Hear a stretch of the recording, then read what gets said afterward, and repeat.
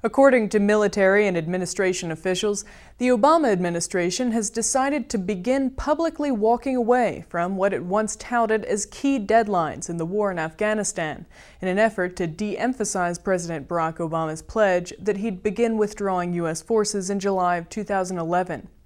The administration hopes to introduce a new timeline at this week's NATO conference in Portugal that calls for the withdrawal of U.S. and NATO forces from Afghanistan by 2014, the year when Afghan President Hamid Karzai once said Afghan troops could provide their own security. Obama has said he was not forecasting a mass exodus of American forces next summer, but that's what many Afghans, Americans, and others around the world believed. U.S. and NATO officials have been working for months to right what they insist was a misinterpretation of Obama's remarks. The Pentagon has also decided not to announce specific dates for handing security responsibility for several Afghan provinces to local officials, and instead intends to work out a more vague definition of transition when it meets with its NATO allies.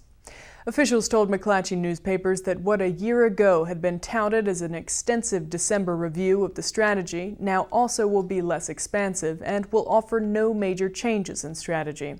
So far, the U.S. Central Command, the military division that oversees Afghanistan operations, hasn't submitted any kind of withdrawal order for forces for the July deadline. The shift already has begun privately and came in part because U.S. officials realized that conditions in Afghanistan were unlikely to allow a speedy withdrawal.